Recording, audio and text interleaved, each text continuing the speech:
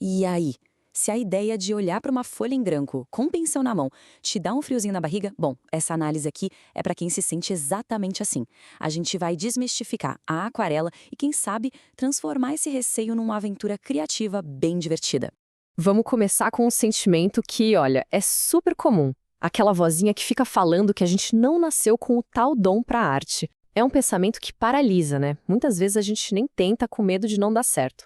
Mas a nossa fonte de hoje traz uma ideia que é libertadora. De verdade. A parte mais importante da jornada criativa não é ter um talento que nasceu com você, mas sim ter a coragem de começar.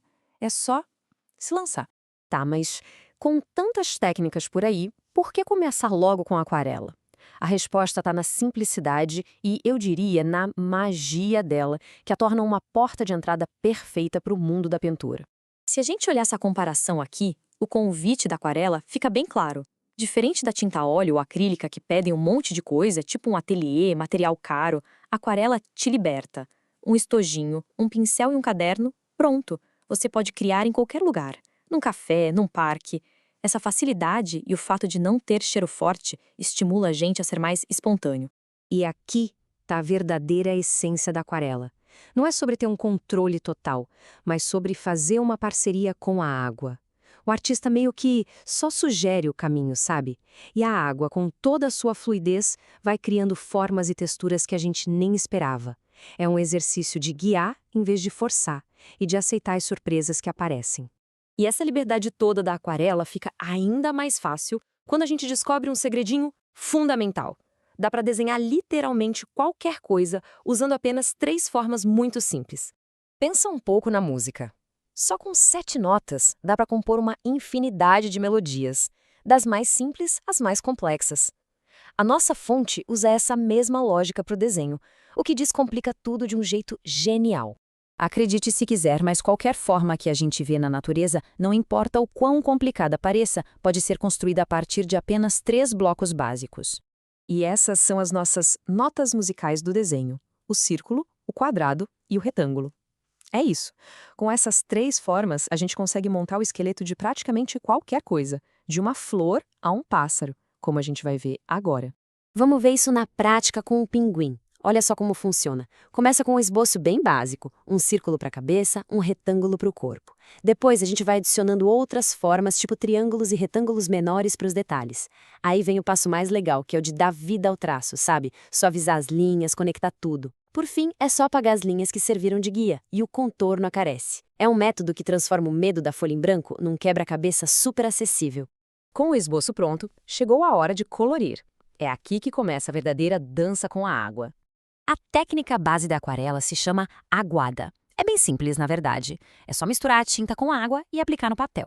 O segredo está na proporção. Mais água, cor mais transparente e suave. Menos água, a cor fica mais forte, mais vibrante.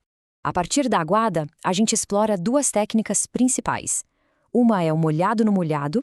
Você aplica a tinta numa área que ainda está úmida e aí as cores se misturam sozinhas no papel, de um jeito bem natural. É perfeito para fazer fundos, como um céu. A outra é o glaze, que pede um pouco mais de paciência. A gente espera a primeira camada secar totalmente para aplicar a próxima. Isso cria um efeito lindo de sobreposição, de transparência, como se fossem camadas de vidro colorido. Voltando para o nosso pinguim, o processo para criar o fundo é quase terapêutico. Primeiro, a gente umedece o papel, pode ser com um borrifador. Depois vai dando uns toques de cor, tipo azul e roxo, e assiste a água fazer o trabalho dela, espalhando a tinta de um jeito natural. E um detalhe super importante, não precisa preencher tudo.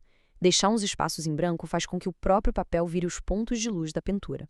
Então, aqui está o pulo do gato na mentalidade. Na hora de pintar a figura, a ideia não é ficar colorindo certinho dentro da linha, como num livro de colorir. É sobre dar pinceladas que sugerem a forma, que insinuam o desenho. É quase como uma sedução, deixando um espaço para a imaginação de quem vê completar a cena. E essa ideia de insinuar em vez de definir leva a gente para o coração da filosofia por trás disso tudo: a beleza da imperfeição. Essa frase propõe uma mudança de perspectiva total. O objetivo não é acertar segundo uma regra, mas sim errar de um jeito que seja só nosso. O que a gente talvez veja como uma falha pode ser, na verdade, o começo da nossa assinatura como artista. É só a gente pensar em mestres como Van Gogh ou Picasso. A genialidade deles não está em fazer um desenho super realista, mas justamente nos seus erros. As pinceladas cheias de emoção, as cores que ninguém usava, as formas distorcidas. O que para alguns poderia ser um desvio, na verdade é a identidade deles. Isso nos ensina que o mais valioso não é só o quadro pronto na parede, é a jornada. É o processo de explorar, de testar, de se descobrir no meio do caminho. É aí que está a verdadeira riqueza da coisa, tanto na arte quanto na vida, né? Então, fica aqui a reflexão. E se aquele nosso maior medo, o medo de errar, de não ser perfeito, for justamente a chave para a gente encontrar uma voz artística que é de verdade, que é autêntica? Talvez a beleza não esteja na perfeição, mas na coragem de mostrar as nossas imperfeições, que no fim são que nos tornam únicos.